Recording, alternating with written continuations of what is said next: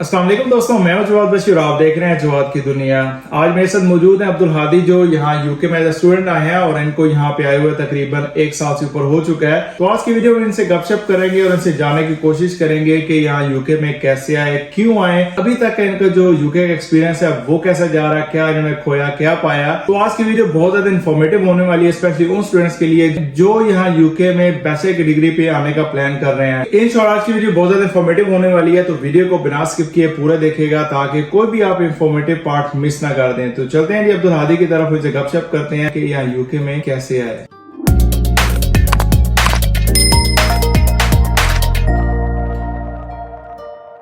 अस्सलाम वालेकुम अब्दुल हादी, सबसे पहला मेरा क्वेश्चन ये है कि आपको यूके आने का ख्याल कैसे आया? जी वालेकुम अस्सलाम। तो यूके आने का ख्याल मुझे तब आया जब मैं इंटरमीडिएट कर रहा था कंप्यूटर साइंस में। तो उसके बाद मैंने सोचा कि मैं इंटर के बाद क्या करूँगा, अपनी लाइफ जो है ना, फ्यूचर के बारे में मैंने जल्दी सोचना शुरू कर दिया कि क्या मुझे स्टेप्स लेने चाहिए एज अ फर्दर करियर। तो उसके बाद मैंने सोचा कि अगर जो मेरी फील्ड है कंप्यूटर साइंस, अगर मैं उसका स्कोप देखूँ पाकिस्तान में, तो उसका तो कोई इतना बड़ा स्कोप नहीं है। उसकी पे इनकम, आप जितना मर्जी हार्ड वर्क कर लो तो उसके बाद आपको कुछ भी इतना आपका फ्यूचर सिक्योर नहीं होगा। तो फिर मैंने बाहर मूव होने का सोचा और अपने वालिदैन से बात की। उन्होंने कहा अच्छा डिसीजन है। मेरा सेकंड पर्पस यही था कि मेरी सेल्फ डेवलपमेंट हो सके, ग्रूमिंग हो सके। सबसे बड़ा मकसद मेरा यही था यूके आने का। तो आप मुझे बताइए कि आपने यूके ही क्यों चूज किया? आपने ऑस्ट्रेलिया, कनाडा या फिर यूएस? सबसे पहले जैसे अमूमन पाकिस्तान में लोग कंट्रीज चूज करते हैं, जैसे कनाडा, यूएसए, ऑस्ट्रेलिया, और एंड पे प्रायोरिटी देते हैं यूके को। तो मैंने भी मतलब उनके यूके की लास्ट ऑप्शन होती है, यूके ना हो तो सबकी ऑप्शन यूके होती है। अगर इधर नहीं होगा तो इधर हो जाएगा। तो मैंने भी ये ऑप्शन किया। कनाडा में उस टाइम बहुत ज़्यादा टाइम लग रहा था, जो है ना, कनाडा का वो वीज़ा इशू करना बहुत लॉन्ग टर्म वेट था, और दूसरा ऑस्ट्रेलिया का भी बहुत था। और यूएसए का जो है ना एप्लीकेशन हो सकती थी, तो उस वक्त जो है ना मेरी वालदा नहीं मानी यूएस जाने के लिए। बेसिक रीज़न यूएस की ये हो गई, कनाडा ऑस्ट्रेलिया का टाइम हो गई, एंड पे मेरे पास यूके ही ऑप्शन बचा। और मेरे बैंड भी अच्छे थे, 6.5 बैंड थे ओवरऑल, तो मेरा किसी भी कंट्री में हो सकता था। तो ये रीजन है कि मैंने यूके क्यों चूज किया। अभी आपने जैसे बताया कि आपने जो इंग्लिश प्रोफिशिएंसी कोर्स होता है वो आपने आइट्स किया था, तो आइट्स का बताएंगे आपने क्या तैयारी कैसे की थी? कोई एकेडमी ज्वाइन की या आपने यूट्यूब से वीडियो देखी, वो कैसे की, उसकी फीस वगैरह क्या थी, वो थोड़ा सा बताएं। जी बेसिकली तो आइट्स के लिए मैंने एडमिशन लिया था इंग्लिश लैंग्वेज क्लब। उसकी 2 मंथ्स का कोर्स था, और उसकी टोटल फीस समथिंग 16,000 तक थी, 2 years बिफोर। लेकिन क्लासेस में जाने का फ़ायदा तो होता है, लेकिन वो आपको बेसिक बताते हैं कि आपने ये करना है, एक डेमो 1 आवर की क्लास में। लेकिन ज़्यादा अपने प्रेपरेशन जो तैयारी करनी होती है आपने खुद करनी होती है। तो उसके लिए मैंने जो चैनल्स किए थे, online websites, आइट्स with English skills, तो वो यूट्यूब से और ज़्यादा वेबसाइट से ही मैंने खुद ही तैयारी की थी, जिसकी वजह से मैं 6.5 समथिंग ओवरऑल लेने में कामयाब हुआ। तो मैं सबको ये रिकमेंड करता हूँ कि आप जो आर्ट्स की तैयारी है खुद करें और आप प्रैक्टिस करें। मोस्टली जो स्पीकिंग की होती है वो आप मिरर के सामने जैसे प्रैक्टिस करते हो दी, और अपने जो आपके घर में जो कोई बड़ी सिस्टर या ब्रदर कोई भी है जो इंग्लिश में अच्छा है, उसको आप इंटरव्यू दें, उसकी प्रैक्टिस करें, गपशप करें ताकि आपकी जो स्पीकिंग है वो जी तो इससे आपको बहुत फायदा होगा, और स्पीकिंग में इसी तरह आपके जो है ना बैंड बनेंगे। और I think I would suggest कि अगर आप न्यूज चैनल वगैरह देखते हैं, बीबीसी हो गया, CNN हो गया, जितने भी न्यूज चैनल होंगे आप उनको देखें, उनको सुने, आपकी उसकी लिसनिंग पावर अच्छी हो जाएगी। और एट द सेम टाइम आप रीडिंग के लिए न्यूज़पेपर वगैरह को रीड कर सकते हैं, कोई आर्टिकल्स वगैरह रीड कर सकते हैं। तो ये कुछ टिप्स हैं जिससे आप आइट्स के हवाले से तैयारी वगैरह कर सकते हैं। यूनिवर्सिटी आपकी कौन सी है और आपकी फीस वगैरह कितनी है, इस वाले थोड़ा सा बताएं। जी मेरी यूनिवर्सिटी है यूनिवर्सिटी ऑफ ईस्ट लंदन, जो कि लंदन में है, लंदन सिटी एयरपोर्ट और साइप्रस के मिडल में आती है। और मेरी एनुअल फीस है 13,500, लेकिन पर ईयर। और लेकिन मुझे फर्स्ट ईयर में बस स्कॉलरशिप मिली थी 2,000, तब मेरी 11,500 थी। लेकिन और सेकंड ईयर और थर्ड ईयर के लिए मुझे स्कॉलरशिप नहीं मिली, उसके लिए मुझे 13,500 पे करना पड़ेगा। जैसा कि मैंने आपको बताया था वीडियो के स्टार्ट में, ये यहाँ पे एज अ बैचलर स्टूडेंट आए थे और उनका जो कोर्स है वो 3 साल का है। हर ईयर जो इनकी फीस है वो 13,000 है, तो इसका मतलब है कि 3 सालों में इन्होंने 39,000 पाउंड पे करने हैं। आप मुझे बताएं कि आपकी जो बैंक स्टेटमेंट थी उसके लिए आपने कितना डिपॉजिट करवाया था? जी मेरी बैंक स्टेटमेंट के लिए मेरे वाले साहब ने 1 करोड़ PKR इसमें करवाया था बैंक स्टेटमेंट को। मोस्टली यूनिवर्सिटीज क्या करती हैं, वो स्टूडेंट्स का क्रेडिबिलिटी इंटरव्यू लेती हैं। तो क्या यूनिवर्सिटी ऑफ ईस्ट लंदन ने भी आपका इंटरव्यू लिया था या विदाउट इंटरव्यू आपको कैश का इश्यू हो गया था? मेरी यूनिवर्सिटी है, मुझे बाकी यूनिवर्सिटीज का तो इतना पता नहीं है, क्योंकि डिफरेंट यूनिवर्सिटी का क्राइटेरिया होता है। मेरे कई फ्रेंड्स हैं, उन्होंने बगैर इंटरव्यू दे के आ गए हैं। लेकिन मेरी यूनिवर्सिटी का एक मॉक इंटरव्यू हुआ था, जिसमें मैं मॉक इंटरव्यू में पास हुआ, लेकिन उसने मुझे थोड़ा फीडबैक दिया था फाइनल इंटरव्यू के लिए, और फिर फाइनल इंटरव्यू पास हुआ। लेकिन जिसके वो क्वेश्चन थे लाइक वो बेसिकली आपसे पूछते हैं कि आपने ये यूनिवर्सिटी ही क्यों चूज़ की, आपके पास इतने ऑप्शंस हैं लंदन में, और आपने यूके ही क्यों चूज़ किया, और इतनी कंट्रीज़ हैं, आपको स्पॉन्सर कौन कर रहा है, और आप इधर किसके पास रहोगे, कहाँ रहोगे, तकरीबन यही क्वेश्चन थे। और आपके फर्दर प्लान्स क्या हैं आपके आफ्टर ग्रेजुएशन, फ्यूचर गोल्स वगैरह। ट्रैवल करने से पहले पाकिस्तान इमिग्रेशन वालों ने या यूके इमिग्रेशन ने आपसे कोई क्वेश्चन वगैरह तो नहीं किया? जब मैं पाकिस्तान से ट्रैवल कर रहा था तो पाकिस्तान इमिग्रेशन पे एयरपोर्ट से मुझसे उन्होंने कोई सवाल नहीं किया। लेकिन जब मैं इधर आया लंदन में, मैं आया था स्टैनसेट एयरपोर्ट से, तो उधर इमिग्रेशन ऑफिसर ने मुझे क्वेश्चन किए, वो भी रिलेटेड थे मेरी यूनिवर्सिटी ने जो इंटरव्यू में मुझसे क्वेश्चन किए थे, जैसे कि आप इधर कहाँ ठहरोगे, किसके पास ठहरोगे। तो मैंने उसको यूके का एड्रेस बता दिया था कि मैं यहाँ ठहरूंगा। उसने यूनिवर्सिटी कौन सी है, कोर्स कौन सा है, तो मैंने इसका आंसर उसको बताया।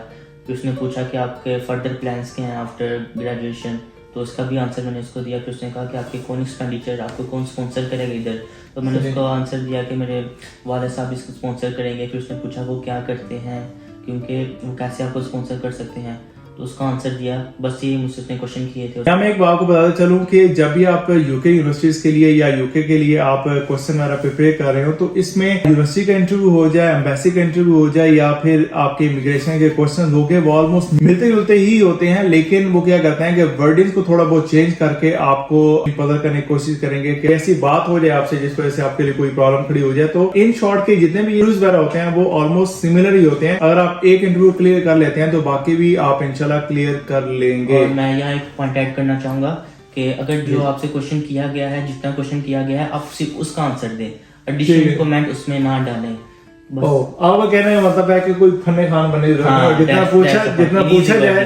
जितना पूछा जाए वही आप बताएं, ताकि अगर जितने आप क्वेश्चन डिटेल में बताते जाएंगे आप उतना ही फंसते चले जाएंगे और आपसे क्रॉस क्वेश्चनिंग होती रहेगी और आप आपको मुश्किलात में घेर लेंगे। एक आपने अच्छा पॉइंट बताया। तो मुझे ये बताएं कि यहाँ जैसे आप लैंड होते हैं, आपका डेफिनेटली यहाँ पे कोई नहीं था, तो आपने ये तमाम चीज जो स्टार्ट वाला फेज होता है, अकोमोडेशन होगी, आपके ट्रैवलिंग कार, ये वो आपने कैसे ये तमाम चीजें मैनेज की? जी, सबसे पहले जब मैं यूके आया तो सबसे इम्पोर्टेंट काम होता है आपने अपना NI number, national insurance number apply करना होता है और सिम करा लेना उसके लिए। लेकिन मैंने जवाद भाई की बहुत सारी वीडियोस देखी, उससे मुझे बहुत बेनिफिट हुआ कि मुझे कौन से काम पहले आके करने चाहिए, तो उसको मैंने फॉलो करते हुए NI नंबर अप्लाई किया, सिम वगैरह ली, अकोमोडेशन का देखा, फिर जॉब वगैरह का देखा। तो ये मेरे पहले काम थे जो है ना यूके लैंड होने के बाद। आपका जो पहला एक्सपीरियंस होता है, कहीं भी चले जाएं, आपका जो फर्स्ट एक्सपीरियंस है वो कैसा रहा? आपका यूके लैंड होने के बाद आपको कैसा लगा? पहले मैं लैंड हुआ था, ट्रेन से उतर रही है तो आपकी दुनिया बदल जाती है कि आप कहाँ से आते हो और किधर आ जाते हो। तो वो एक्सपीरियंस एक अच्छा था कि आपने ज़्यादा दुनिया देखी और सिस्टम देखा, और कल्चर बेसिकली कल्चर यहाँ कैसा है और लिविंग लाइफ कैसी है। तो इस पे बहुत अच्छा लगा कि आप जरा चेंजिंग में आए हो। यहाँ लैंड होने के बाद सबसे अभी जो दूसरा बड़ा प्रॉब्लम आया था वो है जी जॉब का, कि पहली जॉब हमें कैसे मिलेगी, आपको यहाँ पे कोई जानता नहीं होता। आप फर्स्ट जॉब के बारे से थोड़ा अपना एक्सपीरियंस बताएं। जी, जब मैं था 2022 में, उस टाइम क्रिसमस का टाइम था, तो मैं थोड़ा लकी था, मुझे अपने दोस्त के रेफरेंस से एक जॉब मिल गई वेयर हाउस में।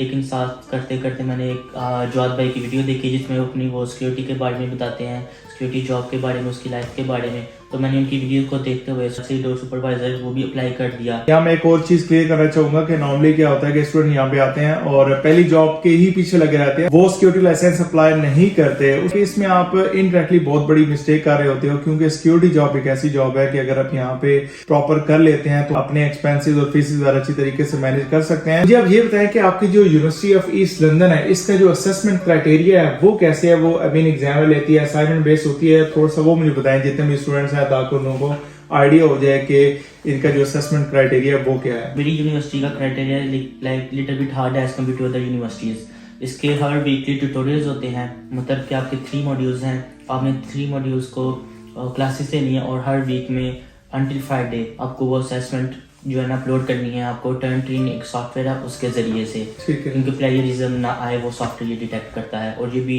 इस चीज़ में भी यूनिवर्सिटी बहुत हार्ड है। आफ्टर 3 मंथ्स फर्स्ट सेमेस्टर की वो असाइनमेंट होती हैं, जिसमें 60% मार्क्स होते हैं आपकी इंडिविजुअल, आपने खुद करनी है, और बाकी 40% होता है आपको वो 3-4 लोगों के ग्रुप में डिवाइड कर देते हैं। तो टीम वर्किंग भी आपकी जो है ना, आप उसमें भी वर्क करें, आप टीम से भी सीखें। तो टीम बिल्ड करने के लिए 40% मार्क्स असाइनमेंट के होते हैं, फिर जो आपने असाइनमेंट में काम किया है आपने उसकी presentation as a power point बना के पूरी क्लास को, जो आपके क्लास फेलोज है उनको प्रेजेंट करनी होती है। इस मामले में यूनिवर्सिटी अच्छी है। और आपका इसमें एक और चीज़ ऐड करना चाहूँगा कि यूनिवर्सिटी का जो अटेंडेंस क्राइटेरिया वो भी हार्ड है। जो मेरी यूनिवर्सिटी का है वो आपका 87% होना चाहिए। कई लोग आते हैं इधर जस्ट टैग किया या यूनिवर्सिटी ने ये अपनी जॉब को प्रीफर किया। कहने का मतलब है कि अगर आप एज ए स्टूडेंट यहाँ पे हैं तो आप कोशिश करें कि आपका जो मेन गोल है वो आपकी डिग्री कंप्लीट होनी चाहिए। डिग्री कंप्लीट होगी तो बाकी जो आपके रास्ते में वो आसान होते जाएंगे। अगर आपकी डिग्री में आप कहीं जगह पे खड़ा गए तो डेफिनेटली आपके लिए प्रॉब्लम खड़ी हो सकती है। इस चीज का आप खास ख्याल रखें। जिस मकसद के लिए हैं आप पहले उस मकसद को अचीव करें, देन उसके बाद जो बाकी चीजें होती हैं वो उसके बाद आएंगी। नेक्स्ट क्वेश्चन बहुत ज्यादा इंपॉर्टेंट आ जाता है और बहुत ज्यादा मेरे से पूछा भी जाता है इंस्टाग्राम पे, फेसबुक पे और वीडियो के कमेंट सेक्शन में कि क्या हम यूके में आने के बाद अपनी फीस वो मैनेज कर पाएंगे या नहीं। स्पेशली जो बैचलर के स्टूडेंट्स होते हैं उनके लिए क्या सिचुएशन होती है, क्या वो मैनेज कर पाएंगे या नहीं। तो आप मुझे थोड़ी सी सवाल से बताएं कि आपको कितनी मुश्किलात पेश हैं फीस के हवाले से, क्या आप अपनी फीसें जल्दी मैनेज कर पा रहे हैं या नहीं। तो सबसे पहले मैं ये कहना चाहूँगा कि आप अगर बैचलर्स में आ रहे हो, जो 3 साल का कोर्स होता है, आपको 3 साल की फीस जमा करानी पड़ती है।